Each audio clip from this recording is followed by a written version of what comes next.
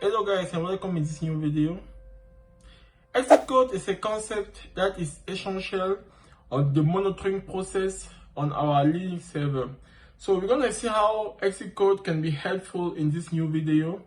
See how to check the value of the exit code and also how to apply it inside our code or script in order to get some monitoring and to know if your code got success or no, maybe on a scheduled job or something like that. Without waste our time, let's go guys. So let's start with intro to exit code. We're gonna jump on our CentOS 7 Linux server quickly on Visual Studio Code and run ls/etc in order to list content of etc directory, and you can see everything. Let's do echo $? In order to see what is the value of our exit code. Is 0. 0 means that our command have been executed correctly. Right now, we're going to do something else. We're going to list something that is not existed. ls/prompt cannot access. So we wasn't able to proceed with this command, right? So we're going to run quickly echo $? And we have 2 right now. The thing that you have to understand right there is every time that your command gonna fail, you're gonna have a number different to 0. And this is the basic concept on exit code. Let's move on the practice case with our package.sh script.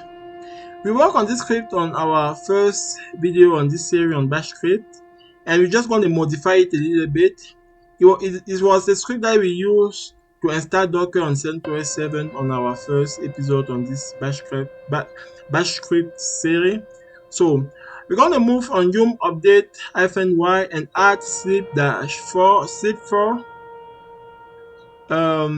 We're going to do echo and add sleep4 between yum update -y and echo. Okay, so let's do echo exit code for updates.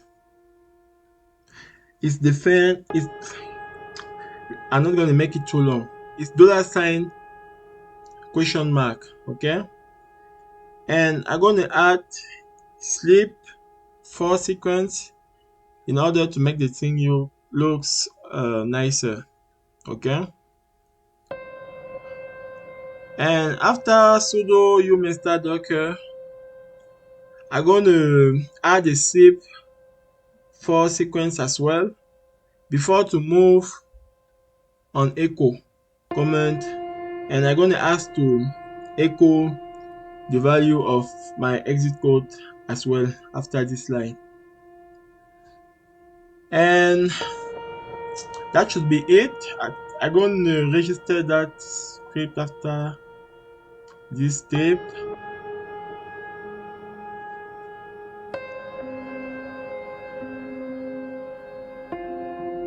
Okay, so right now I'm going to do docker -version. Docker is not installed on my system, that's why I didn't find it. I just want to make sure that it's not installed yet. So you see the command is running. I have exit code for update is 0, and we're going to have our second exit code on the bottom at the end of, you see, complete. Exit code for docker installation is 0. So it's just awesome guys. Let's do docker -version right now, and you can see that we have our docker installed. Right now, let's uninstall it with the script that I have defined before, which is uninstall -docker.sh. Okay, you can see the content of my script. Just to make you understand once again that, guy, you don't need to be a professional to use a script.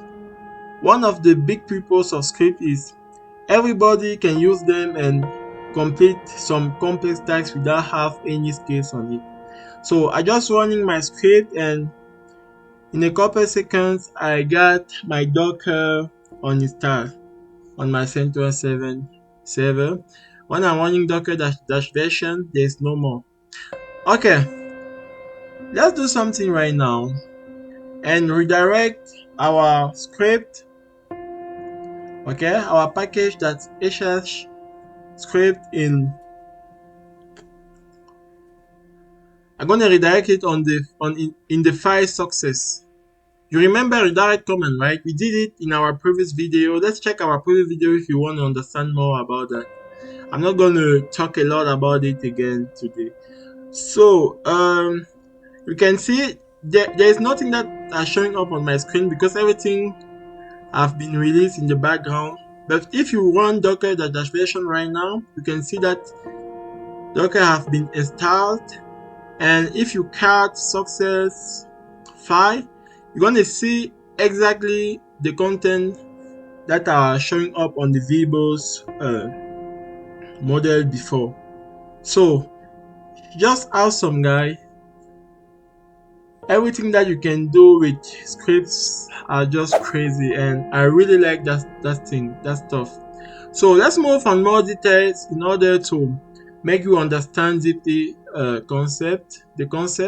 Okay, let's do touch exit dash sh. I'm gonna do exit -2 because I already have exit file. Okay, and I'm gonna use vim exit -2 in order to edit my file.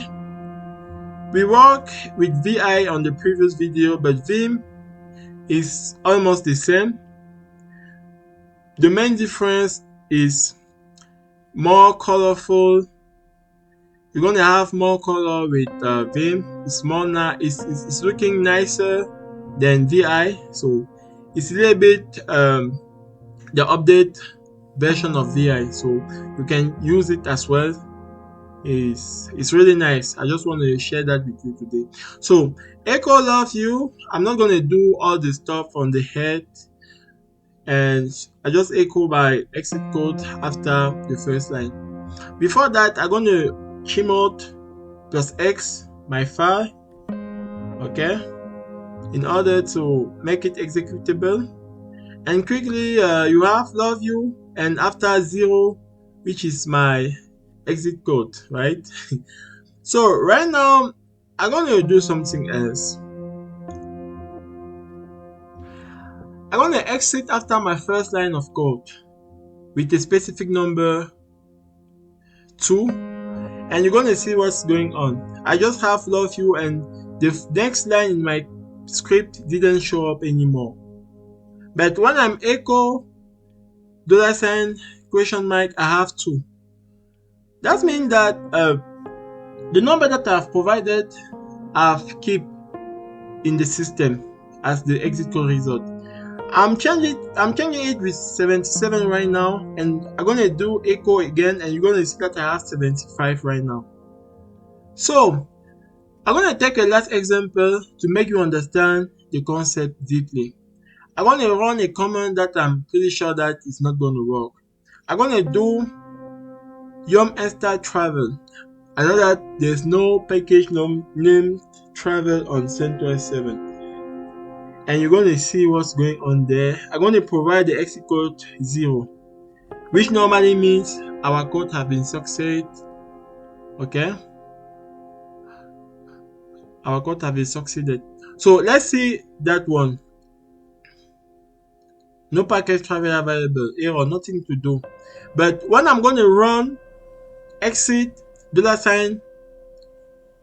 Right now, you're going to see that I have the result 0, but it's not true. Thank you for watching. I really appreciate you guys, and I want to invite you once again to watch all the previous video, and also subscribe and give a thumbs up to this one in order to keep an eye on the next awesome video that are coming on bash scripting. Bye.